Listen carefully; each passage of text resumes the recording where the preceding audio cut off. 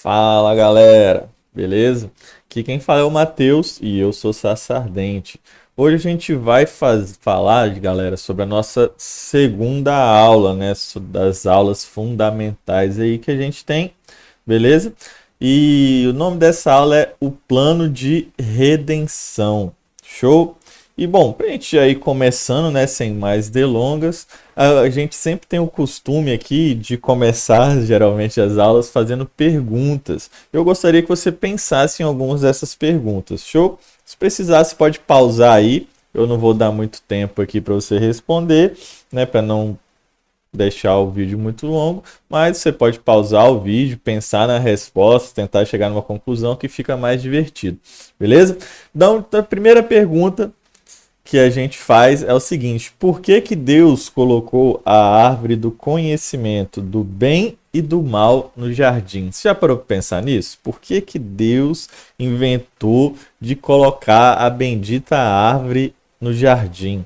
Né? Porque Deus é onisciente. Deus ele sabia, né, que o homem iria fazer o que ele fez, né? Iria ferrar a humanidade, que Adão ia pecar, né? Então Deus ele já sabia disso, mas ainda assim fez, optou por fazer, né? Por colocar ali a árvore. Tem pessoas que acreditam que essa era a vontade de Deus, né? Por exemplo, os calvinistas acreditam que Deus criou a árvore do conhecimento do mal para que o homem pudesse cair. Ou seja, meio que Deus predeterminou a queda do homem, né? Tem pessoas que acreditam nisso, mas essa não é uma realidade. Na verdade, a resposta para a nossa pergunta está no caráter de Deus, e nós vamos desvendar um pouco aqui nessa aula de hoje sobre isso, sobre o plano de Deus aí para salvar o homem, né? E também um plano que Deus tem sobre o seu caráter, né? Não que Deus tem, na verdade, mas o próprio caráter de Deus que levou ele a fazer esse plano. Tudo bem? Então a primeira coisa que a gente responde aí, que a árvore do conhecimento do bem e do mal, gente, foi colocada ali para ser o livre arbítrio do homem, ok? Que Deus deu ao homem. E como assim, galera? Primeiro a gente precisa responder o que é livre arbítrio, porque muitas pessoas, né, confundem, infelizmente, o que é livre arbítrio. Então, antes de dar um exemplo, explicar, eu vou falar como eu caracterizo o livre arbítrio. Para mim, o livre-arbítrio, e pelo que a gente estuda, obviamente, na Bíblia, o livre-arbítrio é o direito de se revoltar contra o seu Criador. Isso mesmo. Seu livre-arbítrio é o seu direito de se revoltar contra o seu Criador. Então, diferente do que muitos acreditam que livre-arbítrio é uma liberdade para fazer o que quer, não é bem isso. Tudo bem? Por que que eu falo isso, gente? Porque liberdade para fazer o que quer, ninguém tem. Como assim? Por exemplo, se você quebrar alguma lei do Brasil, o que que vai acontecer? Tu vai perder a sua liberdade. Show? Então, livre-arbítrio, se fosse esse conceito, nós deveríamos ser capazes, por exemplo, de sermos neutro. Show? Só que o homem ele não tem poder para ser neutro. Né? A palavra de Deus fala o quê? Seja a nossa palavra sim, sim, não, não. Então não tem como eu simplesmente um dia decidir e falar assim, olha, eu não vou seguir nem o diabo e eu também não vou seguir nem a Deus. Você não tem poder para isso. Ok? Então você precisa entender isso. Você não tem esse poder, infelizmente ou felizmente. Ok? Então ou você vai servir o diabo, que é o rei deste século, deste mundo, né, o mundo jaz maligno, ou você vai servir a Deus. Aí você pode falar, pô, mas que liberdade frouxa, né? Que livre-arbítrio é esse, então? Exatamente. O livre-arbítrio é o seu direito de escolher quem você vai seguir, beleza? Se você quiser seguir a Deus, né? Você pode. Mas se você quiser se revoltar contra Deus, já teve alguém que tomou o primeiro passo, ou seja, você não foi o primeiro a se revoltar contra Deus. E essa primeira pessoa foi Satanás e os seus demônios, beleza? Então, como ele foi o primeiro e ele tem mais poder que você, você apenas vai seguir os passos dele. E vai terminar, obviamente, no mesmo final que ele, que é o inferno, tudo bem? Em outras aulas a gente pode falar aqui o que é o inferno, né? Já deve ter algum vídeo também nosso aí no canal que a gente já falou, já tocou nesse assunto, né? Mas se a gente for resumir, o inferno é a completa ausência de Deus. Só se lá ler em 2 Tessalonicenses que você vai ver aquilo ali. Ok? Então o inferno é a ausência de Deus, né? Ou seja, se você decidiu se revoltar contra Deus e seguir o diabo, você vai ter o seu direito, né? Você vai ser isolado completamente de Deus. O grande problema é que o significado disso também vai te trazer tormento, né? Então vai te trazer um grande sofrimento, beleza? Não porque Deus quer, mas porque tudo que está fora de Deus traz dor, né? Porque tudo que é bom vem de Deus, beleza? Então, entendendo o que é livre-arbítrio, Deus, pela sua característica, pelo seu caráter, ou seja, Deus é amor. E lá em 1 Coríntios 13 fala que o amor não busca os seus próprios interesses. Então, como Deus ele não criou o homem para ser um robô dele, ou seja, ele não nos criou para sermos marionete dele, né? Ele não tem essa característica, tanto é que os anjos também tinham seu livre-arbítrio. Então, ele falou o seguinte: vou criar o homem. E ele fez tudo de bom para o homem, né? Então o homem tinha tudo ao seu alcance, tudo que você pudesse sonhar, tudo que a terra pode dar de bom, inclusive os animais também não atacariam ele, teria domínio sobre todas essas coisas. Só que Deus falou assim: mas talvez o homem não queira toda essa criação para ele, talvez ele não queira. Né? Mesmo que eu ache que é bom, talvez o homem não venha achar. Então eu vou dar a ele o direito de sair disso. Esta é a árvore do conhecimento do bem e do mal, beleza? Então, a partir do momento que o homem pensasse, eu não quero mais seguir esse Deus, esse jardim do Éden aqui, ele tá bom demais pro meu gosto, eu quero sofrer um pouco, né? Ele poderia comer da árvore e assim ele se tornaria separado de Deus. Em outras palavras, ele morreria, tudo bem? Isso foi algo que próprio Deus decretou. Ele falou: olha, a partir do momento que você comer dessa árvore, você vai morrer. Gente, não tem aviso mais óbvio, mais claro do que esse. Se você fizer isso, você vai morrer. Beleza? Então, não tinha como ser mais claro do que isso. Obviamente, o homem não cai duro no chão. Por quê? Porque a morte que ele se referia era uma morte espiritual, né? Então o homem ele é separado de Deus. O significado de morte, para você que não sabe, é separação, né? Por isso que quando morremos fisicamente, a nossa alma e o nosso espírito se separa do corpo, e aí o corpo ele passa a se decompor, vamos colocar assim, ok? Então o corpo ele vira uma casca vazia quando morremos. Por quê? Porque a nossa alma e espírito foi separada do corpo. Isso é morte, né? Mas a morte espiritual foi quando o nosso espírito foi separado de Deus. Beleza? Então foi isso que aconteceu quando o homem pecou, quando ele decidiu ouvir a serpente em vez de ouvir a Deus. Show? Então, o motivo de Deus colocar a árvore lá é exatamente isso, para dar essa liberdade de escolha para o homem, né? O direito dele de se revoltar contra o seu próprio Criador. Beleza? Então, livre-arbítrio também, para relembrar, é o que, galera? Livre-arbítrio é o seu direito de revolta, ok? É o seu direito de escolher quem você vai seguir. Show? Mas aí a gente entra em outra pergunta. Por que Deus não simplesmente salvou o homem?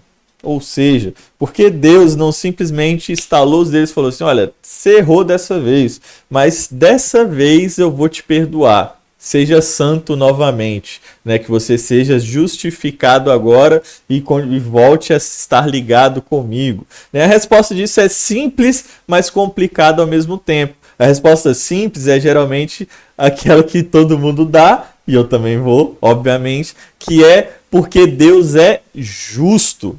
Tudo bem? Então a resposta simples é porque Deus é justo. Isso está correto? Está. Só que tem uma grande questão aqui, né? O grande ponto, gente, é a resposta certa, na verdade, é porque nem Deus pode fazer tudo. Meu Deus, vamos tacar pedra nesse herege, está falando que um Deus onipotente não pode fazer tudo, exatamente. Né? E nós vamos pegar a Bíblia agora para a gente ver que nem Deus pode fazer tudo, tudo bem? Então vamos abrir lá em Timóteo, né? 2 Timóteo. Olha só o que 2 Timóteo 2,13 fala. Ó, se somos infiéis, ele aqui, gente, está falando de Deus, ok? Ele permanece fiel, pois de maneira nenhuma pode negar-se a si mesmo. De maneira nenhuma pode. Ele não está falando aqui de maneira nenhuma quer negar a si mesmo. Não, ele não pode. Meu Deus, e agora? Então Deus é limitado? Mais ou menos isso. Para a gente entender melhor, né, o que Paulo está querendo dizer aqui, você precisa entender o que é ser perfeito. Perfeição, gente, não é alguém que consegue fazer tudo, como muitos acreditam. Muito pelo contrário. Perfeição é alguém que não possui erros. E olha só uma coisa, sabe quando a gente fala uma coisa e depois fala outra coisa? O nome disso é hipocrisia ou contradição. Isso é uma falha. Deus não possui contradições, ele não é hipócrita, tudo bem? Então ele é perfeito. E é exatamente por isso que ele não pode negar a si mesmo. Existem várias coisas que a Bíblia fala que Deus não pode fazer. Quer ver? Deus não pode ser tentado, Deus não pode mentir, Deus não pode também pecar, e ele também não vai tentar a ninguém. Olha só, são várias coisas que Deus não pode fazer, Deus não pode morrer, Deus também não é derrotado. Olha só, galera, você precisa entender que a perfeição de Deus é exatamente o que faz ele tão confiável. É exatamente porque Deus não pode negar a si mesmo que o torna digno de alguém ser chamado de perfeito. Né? Porque se ele pudesse fazer o que ele quer, ele seria apenas um ditador e tirano qualquer. Né? Mesmo sendo Deus, ele não seria alguém confiável. Por quê? Porque a qualquer momento ele poderia quebrar a sua promessa conosco. Né? Mas Deus não pode ir contra ele mesmo, ele não pode quebrar sua promessa. E ele fez uma promessa para o homem. Ele falou que, olha, no dia que você comer dessa árvore, vai ter consequências, você vai morrer. Você vai experimentar o que é a verdadeira liberdade, né? O homem gostou dessa liberdade? Não, porque ele descobriu, né, que a liberdade sem Deus, na verdade, é apenas um eterno sofrimento, né? Coisa que a gente sabe muito bem por viver nessa terra. Então, antes ele tinha tudo, e aí, de repente, por almejar uma liberdade, agora ele perdeu tudo que ele tinha, né? Ele se tornou um capacho do diabo, um escravo do pecado, beleza? Então, como Deus falou, Deus não poderia voltar atrás. Porém, Deus também não é pego de surpresa, lembra? Então, ele já tinha um plano, e é o que nós chamamos de plano de redenção. E hoje a gente vai aprender exatamente o que foi esse plano. Olha só, porque Deus não pode negar a si mesmo, então só restou um caminho para Deus. Qual é? Primeira coisa, gente, que a gente precisa entender. Deus, ele vai trabalhar com representantes. Grava isso. Deus trabalha com representantes. Como assim? Vou te dar um exemplo. Você pecou para merecer o que você fez? Não. Né? Você já nasceu em uma terra caída. Você já nasceu pecador. Você já nasceu miserável. Tudo bem? Só que, por conta de Adão, que pecou lá no Éden, a gente sofreu as suas consequências. Por quê? Porque Adão era o representante da humanidade. Mas aí você pode virar para mim e falar assim, mas Mateus, isso não é injusto? O cara errou lá e eu que estou pagando pelo erro do cara. Isso parece injusto, mas na verdade não é. Isso aí é uma misericórdia de Deus, sabe por quê, gente? Porque se ele tivesse trabalhado de outra maneira, talvez seria impossível te salvar hoje. Por quê? porque o trabalho seria multiplicado por cada pessoa, e você já vai entender. Presta atenção, Adão, ele é um representante. Só que diferente dos nossos representantes do mundo aqui, né, que a gente escolhe o presidente, e aí quando a gente vai ver o presidente não faz nada, não representa nada do que a gente quer.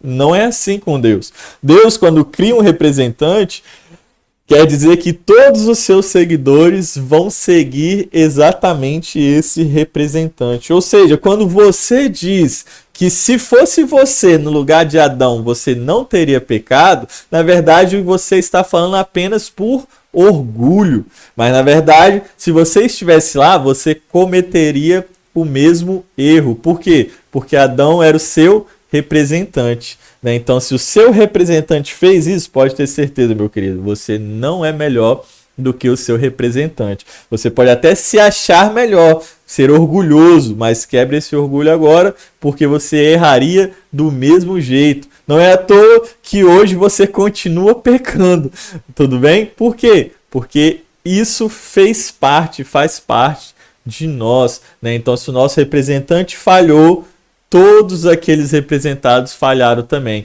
Isso é tão poderoso, gente, que quando você olha para Satanás lá no céu, ele era, né, ele possuía ali autoridade sobre uma terça parte do céu. E ele era esse representante dessa terça parte. E quando ele caiu, ele arrastou com ele quem? Todo o resto, né? Então todo o resto era representado pelo diabo. Eles seguiram Satanás nessa revolta, você compreende? Por quê? Porque aquilo que nos representa de fato é o nosso coração, né? Então Adão, ele nos representava, e nós, se estivéssemos no lugar dele, faríamos a mesma coisa também, cometeríamos o mesmo erro. Show? Então, dito isso, nós precisamos entender que por conta disso, de Deus trabalhar com representantes, né, ele facilitou a forma de nos salvar também. Então você precisa entender o seguinte: Deus criou o homem, o seu caráter, ele impedia que o homem fosse um robô. Ou seja, criou o homem livre, então, para tomar as suas decisões. Só que o poder de Deus, a sua onisciência, já sabia que o homem iria cair. Então Deus colocou uma forma. Ele fez o quê? Olha, você vai representar a humanidade. Por que que ele fez isso? Para facilitar. Primeiro, porque quanto mais pessoas forem representantes de algo, maior é a chance de haver erro. Como assim? Se ele pegasse e falasse assim, olha, vai ter 10 representantes aqui. Se um dos 10 errar, todo mundo se lascou, ia dar ruim, né? Mas aí se ele colocasse 10 representantes ali e falasse o quê? Ah, se os 10 errarem, todo mundo se lasca. Ia dar ruim também. Por quê? Porque, como eu disse, é o mesmo problema do representante. Se um errou, pode ter certeza que os outros 10 também errariam. E qual seria esse problema? O problema é que o preço teria que ser pago 10 vezes. Olha só o problema. Então, a primeira coisa dele ter colocado Adão como representante único é exatamente para diminuir também o potencial de fracasso. Show? Então você percebe ali, lá no Gênesis, que quando a mulher come, nada acontece, mas quando ela entrega ao homem e o homem come, os olhos dos dois se abrem. Por quê? Porque a autoridade naquele momento, né, quem representava a humanidade era Adão. Ele estava representando a humanidade inteira. E ele falhou. Mas aí o que que Deus fez? Deus virou e falou, né? O que que ele falou? Olha, da semente da mulher vai vir um homem. E este homem vai pisar na sua cabeça. Isso é o que Deus fala para serpente. Ele já estava falando sobre Jesus. Então ele já tinha um plano para resolver isso. E esse plano era exatamente um homem acertar. Então veja a lógica. Se um homem errou e todo mundo se lascou, então se um homem acertasse, então todo mundo seria salvo. Essa é uma lógica, gente, muito simples, né? É uma lógica básica, vamos colocar assim, né? E vai levantar alguns questionamentos. Mas antes, a gente precisa entender como esse preço foi pago, ok? Então, o que seria acertar? E isso vai ser falado lá em Mateus 12. Mateus 12, 38. Olha só o que fala aqui, ó. Então, alguns escribas e fariseus replicaram: Mestre, queremos ver de tua parte algum sinal. Ele, porém, respondeu: uma geração má e adúltera pede um sinal, mas nenhum sinal lhe será dado, senão o do profeta Jonas, porque assim como esteve Jonas 3 dias e 3 noites no ventre do grande peixe, assim o Filho do Homem estará 3 dias e 3 noites no coração da terra. Olha só que sério isso daqui, gente, né? Então, da mesma forma que Jonas foi feito ali, né? Foi engolido pelo peixe, ficou 3 dias e 3 noites no centro, né? No interior do peixe. Jesus estava falando que ele iria para o interior da terra. O interior da terra, gente, naquela época, era a mesma coisa que o inferno, né? Então preste atenção: se um errou, todos pagam, inclusive aquele que errou. Mas se um acertou, todos são livres. Só que não vai ser livre de uma forma simples assim. Então alguém teria que pagar o preço. Só que para pagar o preço do pecado, né, não poderia ser outro pecador. Compreende? Vou dar um exemplo aqui. Digamos que você estava no corredor da morte. E aí, você lá no corredor da morte, de repente chega alguém e fala: eu vim te salvar. Eu vou morrer no seu lugar. E aí, os policiais, né, os carcereiros, viram e falam: quem é esse homem? Checa a lista dele aí. Vamos ver se ele tem, né, os precedentes dele. Vamos colocar assim. Vamos ver se ele pode fazer isso. E aí, de repente, aquele cara que era o seu salvador está preso e condenado à morte junto com você. Por quê? Porque ele também era um criminoso, ele também era um pecador. Mas aí chega um dia que chega um homem de ficha limpa. Esse homem não cometeu pecado e ele fala: eu vou morrer no lugar deles, né? Então, todos aqueles que tinham feito algum crime iriam ser livres para viver a vida daquele homem que tinha a ficha limpa, enquanto este homem iria ser condenado no lugar deles. Só que, gente, todo mundo vai ser salvo?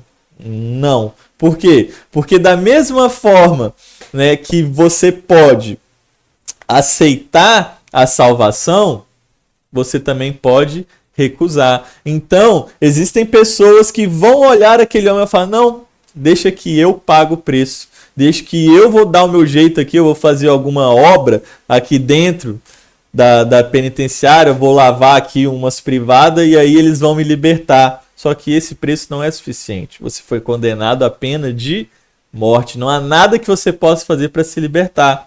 Mas eles, se enganando, achando que são suficientes, vão recusar essa salvação, né? Então, por isso que mesmo que Jesus tenha vindo para morrer por todos, nem todos serão salvos. Mas essa é a única forma que Deus tinha para salvar a humanidade. Por quê? Vamos abrir lá em Romanos 5:18. Olha o que fala: pois assim como por uma só ofensa veio o juízo sobre todos os homens, para o quê? Para condenação. Então, por uma só ofensa. Não foi os seus pecados, não é porque você fez alguma coisa errada. Pecado é ruim, tá, gente? Mas não foi isso que te levou para o inferno, não foi isso que te condenou. Foi um só pecado. Somente um pecado tem poder para te levar para o inferno hoje. Qual é esse pecado? Não crer. Beleza? Por que não crer? Porque olha só, pois assim como por uma só ofensa, um só pecado, veio o juízo sobre todos os homens para condenação, assim também por um só ato de justiça veio a graça sobre todos os homens para a justificação que dá vida, veio a graça sobre todos os homens. Esse é o nosso representante. Então hoje nós temos 2 representantes na terra. Quais são esses representantes? O primeiro representante, aquele que nós já nascemos sendo representados por ele, foi Adão. Mas agora nós temos uma segunda opção: aceitar a Jesus como nosso Senhor e Salvador. É por isso que muitos não vão ser salvos. Por quê? Porque eles são pecadores, miseráveis, desgraçados, que vivem pecando? Não. Eles não vão ser salvos porque eles não creram no Salvador. Eles não aceitaram o perdão. Isso é o seu livre-arbítrio. Da mesma forma que se o homem pudesse continuar vivendo eternamente lá no Gênesis, comendo da árvore da vida, mas se ele comesse do conhecimento do bem e do mal, ele seria desligado. Da mesma forma é hoje, né? Ou você continua aí se alimentando de Adão, sendo representado por ele, ou você pode aceitar um segundo caminho, né? Que é Jesus Cristo, o nosso Senhor. Compreende? E isso daqui, gente, isso é a justiça que veio de Deus. Isso é o plano de redenção. Ele não podia fazer nada além de dar a sua própria vida, né? Só que presta atenção, quando você chega nisso, muitos tentaram. Paulo vai falar, né, que muitos tentaram, mas todos pecaram. Então toda a humanidade pecou. Não tinha ninguém que fazia o bem. Não tinha ninguém que conseguiu cumprir, realizar um só ato de justiça. Por quê? Porque na lei você tinha que cumprir os 10 mandamentos. Se você pecasse um, a palavra fala que você pecou em todos. Olha só que triste, né? Então, quando você para ver isso, quando você para prestar atenção, né, nessa questão de só um ato de justiça, você começa a entender que você nunca vai ser suficiente. Nada que você faça para Deus pode ser o suficiente para te garantir a salvação. A única forma é crer e aceitar a Cristo Jesus, né? Ele veio para pagar os nossos pecados, né? Ele veio para realizar a obra de Deus. Então, gente, quando nós olhamos para isso, quando nós olhamos para a obra de Cristo, né, quando nós analisamos esse plano, a gente vê que é um plano perfeito. Por quê? Porque Deus, ele não precisava. Ele poderia simplesmente falar: olha, vocês erraram, né, infelizmente, vocês pecaram, eu avisei que aconteceria isso e aí agora vocês vão viver sem mim, né? Então, nisso, quando a gente olha para essas questões, quando a gente presta atenção nisso, a gente vê exatamente o quê? Exatamente a obra de Deus sendo perfeita. Como assim, gente? Nós vemos que Deus, né, ele nos amou de tal maneira que ele não negou o seu próprio filho, né? Ele nos amou de tal maneira que ele foi fiel até o fim. Olha só que interessante, quando a gente leu lá em 2 Timóteo, ó, se nós somos infiéis, ele permanece fiel. E ele de fato permaneceu fiel, porque ele não pode negar a si mesmo. Então, ele é amor. Então, por ele ser o próprio amor, ele não poderia simplesmente nos abandonar. Só que a única forma de salvar o homem era uma forma extremamente problemática. Presta atenção, foi mais fácil Deus criar todo o universo, criar tudo, do que salvar a sua vida. Porque para criar, ele simplesmente falou: haja luz e houve, né? Haja isso e ageu, vamos colocar assim. Mas para te salvar, Deus precisou abrir mão da sua glória, tomar a forma de servo, ou seja, tomar a forma de homem, né? Habitar na terra 33 anos, ouvir um monte de ladainha nossa, ok? Né? Passar por várias situações e ainda ser morto e ter uma morte de cruz. Só que muitos pensam, realmente aquela morte de Jesus na cruz foi algo terrível, mas isso não foi a pior parte. Mesmo que tenha sido muito ruim, para Deus, para Jesus, o medo de Jesus, quando ele soa gotas de sangue, não era ir para uma cruz, porque aquilo ali era uma dor física, tudo bem? O medo dele é porque ele seria desamparado, ou seja, Jesus, aquele que era, aquele que é e aquele que há de vir, aquele que sempre existiu, aquele que era a palavra de Deus, o verbo que se fez carne, aquele que sempre conviveu com Deus, foi um com Deus, ele seria separado de Deus. Você entende isso? Você entende o nível disso? Gente, é algo louco. É algo absurdo. Por quê? Porque ele seria separado, ele sofreria a própria ira de Deus no nosso lugar. Nós não merecemos tamanho amor. Nós não merecemos esse sacrifício, né? É exatamente por isso que ele fala sobre esse sinal. Tem gente que fala assim, não, Jesus morreu no nosso lugar e foi para o céu. Não, ele ficou 3 dias e 3 noites no inferno. Ele foi pagar o nosso preço. Presta atenção, se ele recebeu todos os pecados da humanidade e foi separado de Deus, mas como que você fala que ele foi separado de Deus? Ele fala no final, Eli, Eli, lama sabachthani, Deus meu, por que me desamparastes, porque me abandonastes. Olha só, Jesus só chama Deus de Deus somente quando ele é separado. Em todo momento ele chamava Deus de Pai. Aquele momento foi quando Deus, o Espírito do Senhor, abandonou Jesus. Por quê? Porque os pecados da humanidade caíram sobre ele. E quando os pecados da humanidade caíram sobre ele, Deus não pode conviver com o pecado. Por isso que ele fala, está consumado. Então ele levou o nosso pecado, ele sofreu o nosso castigo. Você morreu, qual era a sua condenação? Morrer em uma cruz? Não, sua condenação era o inferno. E ele presenciou e vivenciou isso, né? Mas o inferno não pôde detê-lo. Por quê? Porque ele não tinha pecado. Então, a partir do momento que ele pagou o preço, que ele sofreu no nosso lugar, ele também foi ressuscitado e vive à direita de Deus Pai hoje. Você compreende isso, gente? Isso é o amor de Cristo. Mas Deus, ele não simplesmente morreu para te mostrar o amor. Ele não simplesmente morreu para falar, olha, eu te represento, tamo junto, né? Ele ser o seu representante também quer mostrar que tem uma consequência.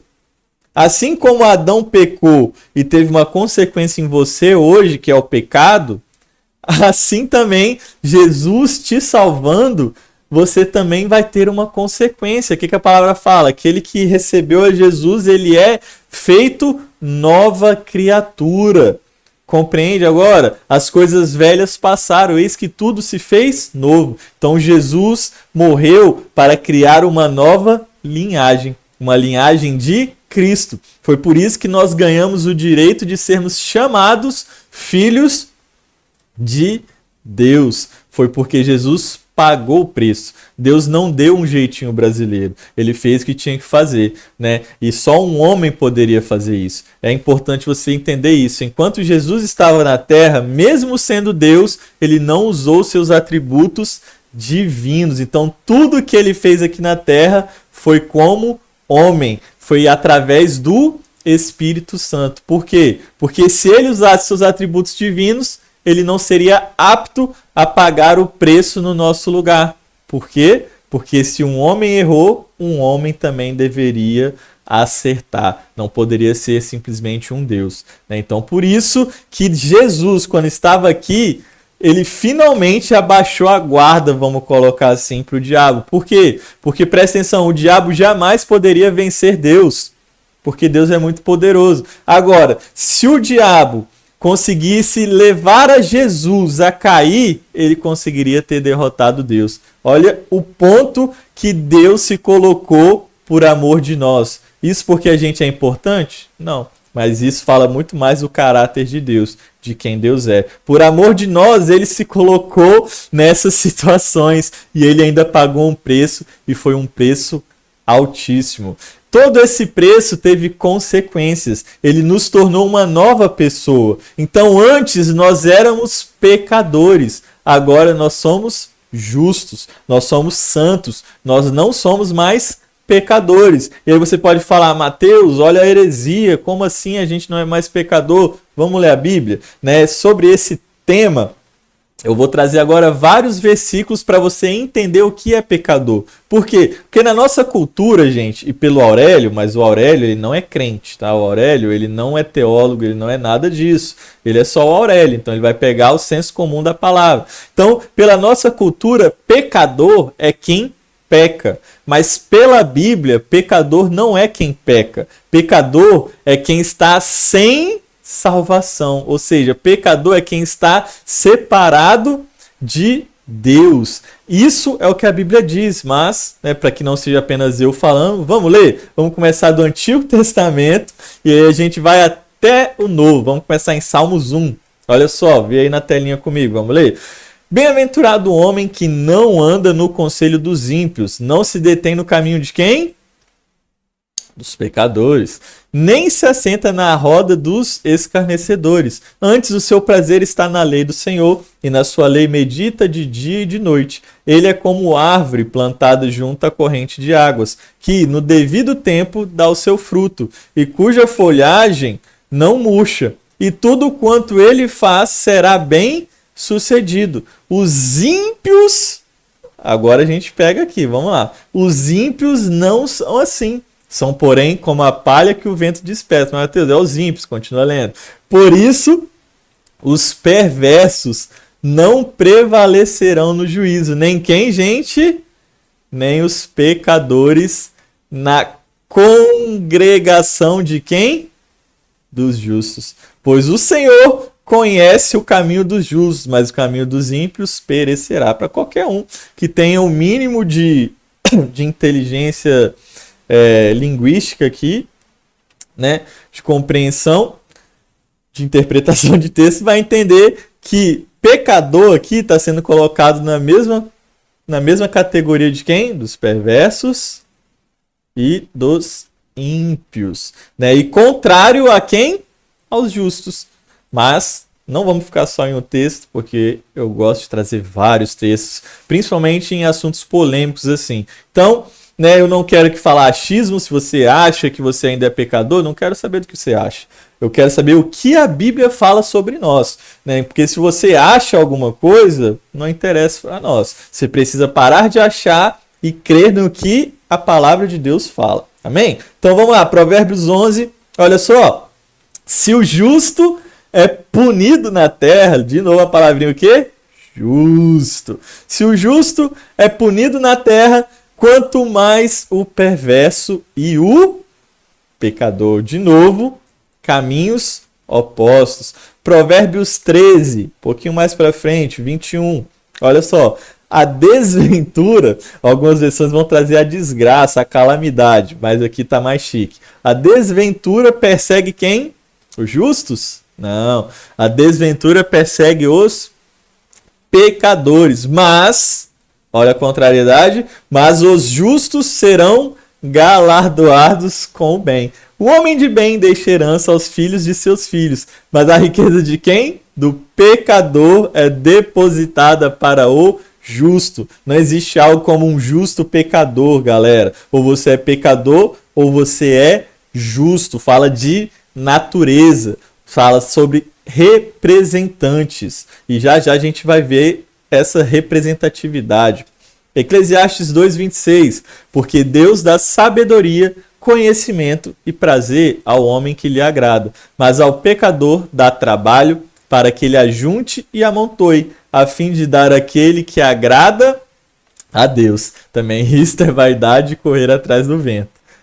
Agora, né, para a gente não ficar só no Antigo Testamento, vamos ver para o Novo Testamento também, né? Olha só, 1 Timóteo 1:8. Sabemos, porém, que a lei é boa, se alguém dela se utiliza de modo legítimo, tendo em vista que não se promulga, ou seja, não se aplica a lei, gente. Então a lei, ela é boa. Os 10 mandamentos são bons, mas ela não é pra gente, porque, ó, tendo em vista que não se promulga a lei para quem é justo. Mas, Mateus, eu sou pecador, eu não sou justo. Será mesmo? Vamos ver, vamos continuar lendo para você entender quem a Bíblia fala que é pecador e quem a Bíblia fala que é justo. Até agora você percebeu que tudo que é ruim é pecador. Ó, tendo em vista que não se promulga a lei para quem é justo. Mas para quem que vai se aplicar a lei? Mas para transgressores e rebeldes, irreverentes, e olha quem está aqui no meio dessa galera, e pecadores. Ímpios e profanos, parricidas, matricidas, homicidas, impuros, sodomitas, raptores de homens, mentirosos, perjuros, e para tudo que se opõe à sã doutrina. Então preste atenção. Quando você diz que você é pecador, você está dizendo que você se opõe à sã doutrina. Você compreende isso? Você precisa começar a tirar o senso comum do que é feito culturalmente e ler a palavra de Deus. Você precisa começar a falar aquilo que Deus fala a seu respeito. Se você foi salvo e foi feito nova criatura, como que você pode continuar sendo a mesma coisa de antes? Jesus, ele não morreu à toa, ele morreu para te transformar em algo novo. A gente vai ver isso daqui a pouquinho. Antes disso, 1 Pedro 4,18, olha só. E se é com dificuldade que o justo é salvo, onde vai comparecer quem? O ímpio, sim, o pecador. E agora, para você entender o que eu estava falando, Gálatas 2,17. Mas se procurando ser o que? Justificados, ou seja, ser feito justo. Em Cristo, fomos nós mesmos também achados pecadores, dá-se ao caso de ser Cristo ministro do pecado? Certo que não. O que Paulo está falando aqui? Ele está falando o seguinte, olha só, se você diz que é justificado por Cristo, ou seja, se você aceitou Jesus como seu justificador, se você aceitou Jesus como seu Senhor e Salvador, como que você pode ser achado pecador? A única maneira disso ser possível era se Jesus fosse ministro do pecado, mas Jesus é ministro da justiça. Ele não é ministro do pecado, compreende? Por isso que Paulo fala com todas as palavras, certo que não. Se você ler o contexto, ele vai falar sobre a lei, porque se eu torno a edificar aquilo que eu destruí, a mim mesmo me constituo transgressor. Olha só. Então ele está falando o seguinte, olha só, se eu creio em Jesus, mas eu construo novamente o pensamento que eu sou pecador, que eu sou miserável, né, de coisas da lei, eu estou sendo o quê? Eu estou colocando Jesus como ministro do pecado. Isso é uma ofensa a Cristo. Se você ler o livro de Gálatas, você vai ver que o pecado de Gálatas, Paulo vai falar que levou eles a estarem desligados de Jesus e decaírem da graça. Nenhuma igreja recebeu essa fala, recebeu essa repreensão de Paulo. Nenhuma igreja, só os Gálatas. Por quê? Por causa deste pecado deles, de acharem que eles eram pecadores, de querer se justificarem por si mesmos. Olha só, Romanos 5:8. Mas Deus prova o seu amor para conosco, ao ter Cristo morrido por nós, quando ainda éramos pecadores. Éramos. Né? Para qualquer um que entende português, éramos fala de presente, gente? Não. Passado. Ou seja, Jesus morreu por nós quando nós ainda éramos. Então quer dizer que agora a gente não é mais. Né? Mas todo mundo não é? Não. Somente aquele que aceitou a justiça, ou seja, aceitou a Cristo. É só a gente ler no 19 para encerrar. Porque assim como pela desobediência de um só homem, muitos foram feitos pecadores, assim também pela obediência de um só, muitos serão feitos justos. Você compreende isso? Então, Deus, Jesus, ele não morreu para você continuar sendo um pecador. Ele não morreu para que a sua vida continuasse sendo miserável. Ele morreu para rasgar o véu. Ele morreu para que você tivesse livre acesso ao Santo dos Santos. Ele morreu para que você tivesse livre acesso a Deus. E a única forma, meu querido, de você ter livre acesso a Deus é não tendo pecado. Mas peraí, João fala, né, que aquele que diz que não tem pecado, né, está mentindo. Isso é uma verdade. Você peca, eu peco, mas perante Deus o seu pecado não é levado em consideração. Por quê? Porque para Deus o único pecado que te leva para o inferno, que te separa dele, é o pecado de Adão.